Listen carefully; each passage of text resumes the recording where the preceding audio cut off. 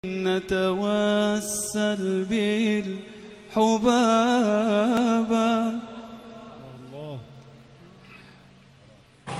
As-sholatu imaduddin. Nih disimak.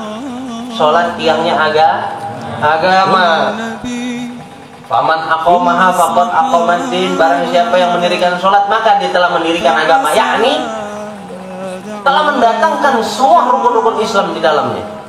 Kenapa dikatakan dia mendirikan agama? Karena semua rukun-rukun, ya tiap-tiap rukun dari rukun-rukun Islam udah dilaksanain semua sama dia. Faman hadamaha, siapa yang ninggalin sholat, dia udah hancurin agamanya.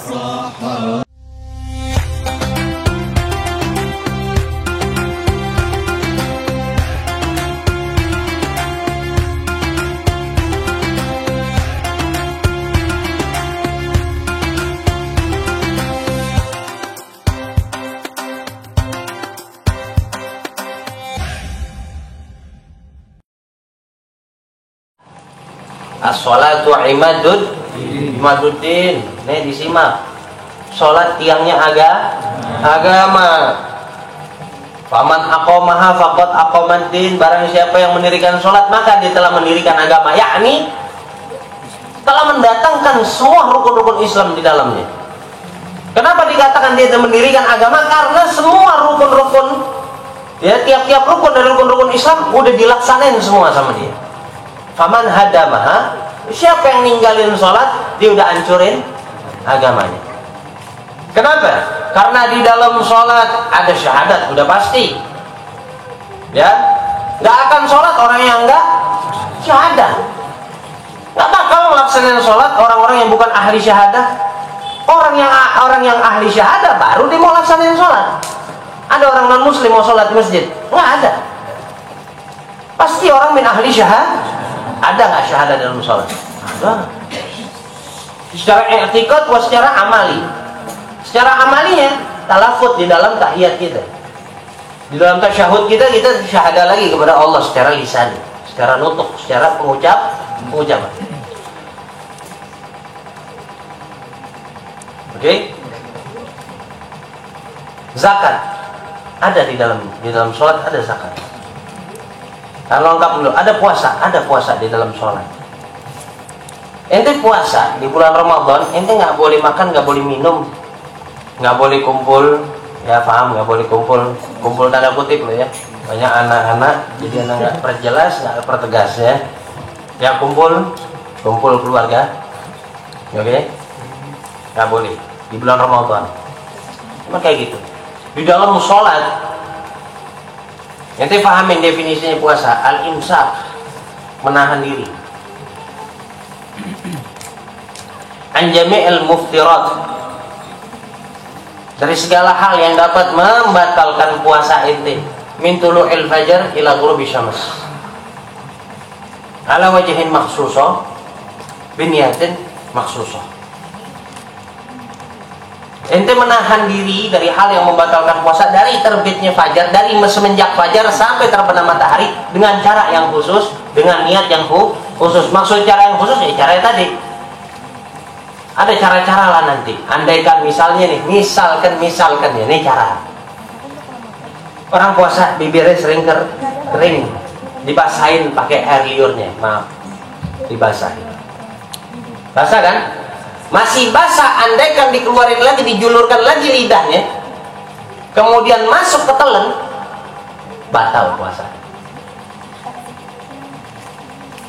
Terus solusinya gimana? Ya ente basahin, tunggu kering lagi, baru itu basahin lagi. Paham? Ya kayak gitu walhasil. Itu cara yang khusus. Niat yang khusus ya, nawaitu sama wadin anada'i fardhu syahr Ramadan hadhihi sanati lillahi. Ini yang. Tapi puasa di dalam sholat itu lebih dahsyat daripada puasa di bulan Ramadan. Gak boleh gerak, gak boleh ngomong, gak boleh makan, gak boleh minum, gak boleh kentut, gak boleh kencing, gak boleh pup searching.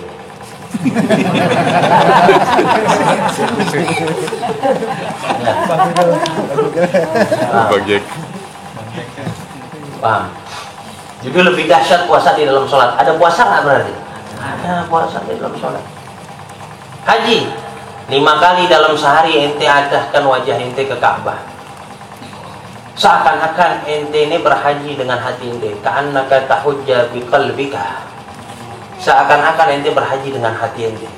Walaupun ente nggak mampu pergi haji dengan membawa jasad ente. Ada haji, zakat, ada zakat. Di mana letak zakat? Anda jelasin.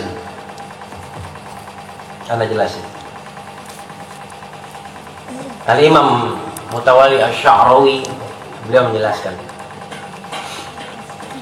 zakat di dalam sholat, di dalam rantai perekonomian,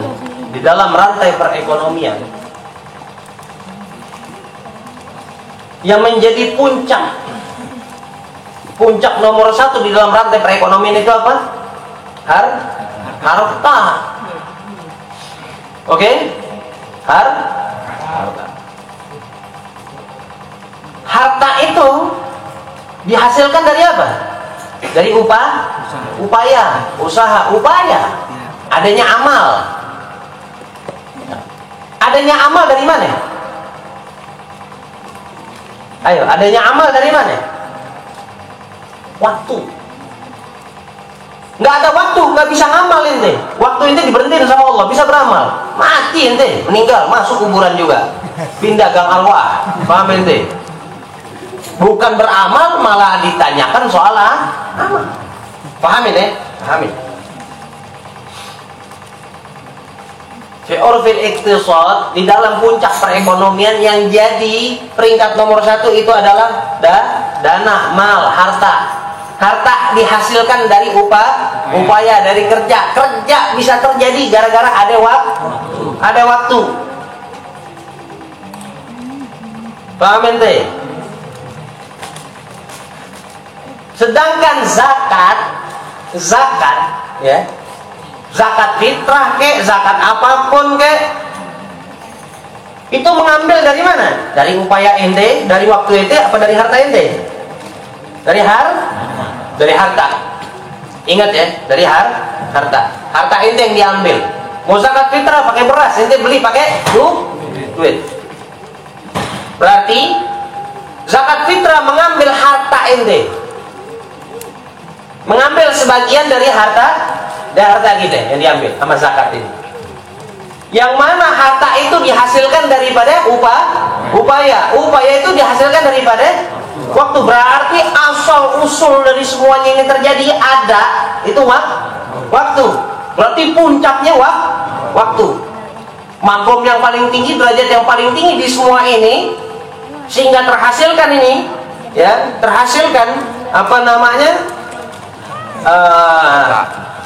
sesuatu yang menempati peringkat nomor 1 di dalam rantai perekonomian, yaitu harta, itu dihasilkan daripada upaya daripada waktu. Berarti ngambil daripada yang paling rendah. Zakat mengambil sesuatu dari hal yang paling rendah, dari derajat wujudiyah yang ada itu tadi, keberadaan yang ada itu paham? Tapi harta ente yang diambil sama zakat tadi, itu nggak dikatakan, Allah nggak menamai harta yang berkurang karena zakat itu dengan nukson, dengan kata-kata kurang, dengan kata-kata Allah namain dengan nama apa tadi zakat. Apa artinya zakat? An-nama, tumbuh dan bertambah. An-nama wa tathhir, tumbuh serta menjadi suci, penyucian harta ente. Ya, zakat ngambil sesuatu dari harta ente sedikit, kemudian apa yang dihasilkan daripada zakat, ente mendapatkan kebarokahan dari harta ente. Insya Allah besok yang rajin zakat jadi orang kaya. Bertambah hartanya, bertambah suci, karena mensucikan mungkin ada kotoran-kotoran yang nyangkut di dalam hartanya kita. Wallahu a'lam, kita nggak tahu. Kita rasa kita kerja, kita nggak nyolong, kita nggak maling, kita nggak riba. Kita nggak tahu nih duit yang beredar di perusahaan kita kayak gimana, wallahu a'lam. Jadi ente nggak bisa jamin itu apa namanya 100% ya halal kerjanya ente halal. Tapi kalau membicarakan duitnya yang ente hasilkan, yang ente dapetin dari kantor ente, wallahu a'lam. Wallahu a'lam, nggak tahu. Maka itu ada zakat yang nolong akhirnya. Kita keluarin, tambah. Makanya namanya zakat. Allah namain itu zakat. Tapi ingat, zakat ini cuma ngambil harta, nggak ngambil usulnya ini. Usulnya tadi ngambil harta aja, kita dapat keberkahan tuh, dapat kebaikan yang begitu besar. Bertambah harta kita plus jadi suci. Orang yang pelit sama hartanya, nggak mau zakat, nggak mau sedekah, ya berarti pelitnya top tuh, buntut kasiran pantat kuning bahasanya. Ya, dosanya diminta nggak boleh berarti. Dia betah, jangan dosa gue nih, jangan. Pantat kuning, buntut kasiran tuh namanya. Top bakhilnya, dosanya diminta nggak boleh. Jangan main ke rumahnya, nggak dikasih air minum ente, jangan. Paham? Oke? Sholat. Sedangkan sholat ente mengorbankan sholat ini, mengorbankan ya. Sholat ini mengambil sedikit dari bagian waktu ente. Yang mana waktu itu padahal yang mana waktu itu bisa menghasilkan sebuah upaya yang menghasilkan sebuah harta. Tapi ente korbankan itu waktu untuk sholat, jadi langsung ambil ke usulnya, waktunya. Disitulah di saat ente menghadap kepada Allah, ente korbanin waktu ente sedikit buat menghadap kepada Allah Ta'ala, tuzaki, ente bersihin waktu ente, maka di tiap-tiap waktu itu terdapat kebarokahan yang luput dari ente itu akan kembali, itu akan mengisi waktu-waktu kosong ente dari barokah itu. Di tiap waktu ini banyak kelebihan, banyak kebarokahan, dan banyak yang kita luput dari kebaikan tersebut. Salah satunya, contoh aja, ente dari waktu zuhur sampai waktu asar, ya, itu kebaikan yang luput dari ente banyak itu. Karena Allah ini nurunin rahmat itu tiap-tiap detik, Allah turunin rahmat, nggak berhenti Allah turunin rahmat. Tanpa rahmat Allah nih bumi hancur udah. Paham ya? Tapi banyak, berarti ini menandakan banyaknya kekurangan barokah, rahmah yang seharusnya kita dapetin di tiap-tiap waktu yang kita lalui. Ini menandakan kayak gitu. Saking banyaknya rahmat, nikmat yang Allah turunkan. Makanya dikatakan dalam Quran, wa in ta'uddu ala nikmat Allah la tuhsuha. Ente nggak bisa hitung dah. Ente mau hitung nikmat Allah, ente nggak bisa hitung. Di saat kita korbankan sedikit waktu kita langsung pangkas ini. Ya, kita pangkas langsung potong ke waktunya. Waktunya kita korbanin buat Allah Ta'ala, buat ngadep ke Allah Ta'ala. Maka waktu yang kita korbankan buat Allah Ta'ala itu akan membuahkan apa? Membuahkan keberkahan untuk menutup waktu-waktu kita yang kosong daripada rahmatnya Allah Ta'ala. Paham ya? Zakat cuma ngambil harta yang dihasilkan dari upaya, yang upaya dihasilkan dari waktu. Sholat langsung ke usulnya, aslul asil, langsung ngambil ke pokoknya itu, waktunya. Jadi di dalam sholat ada zakat, ada puasa, ada syahadah. Faman aqomaha faqad aqomat. Orang yang diriin sholat, dia diriin agama semuanya udah. Paham?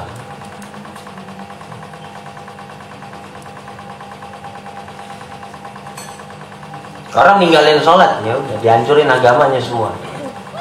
Haji belum, umroh belum, ninggalin sholat lagi. Puasa setahun sekali diterima juga, wallahu a'lam.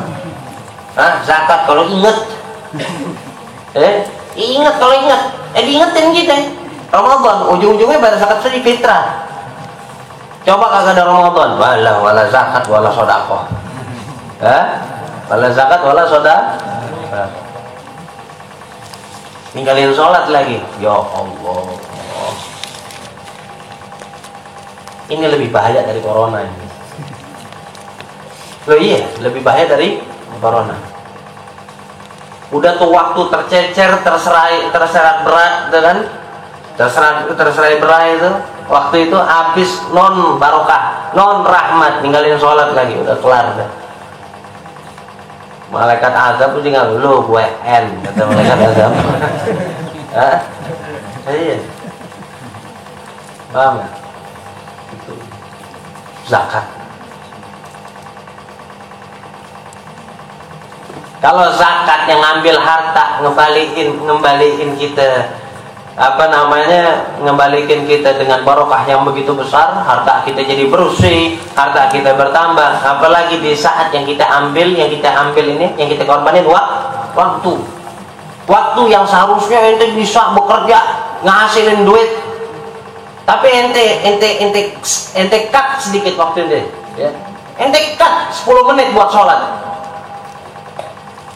Masa iya nggak diganti sama Allah dengan hal yang lebih hebat? Paham nggak? Ya paham nggak apa-apa lah.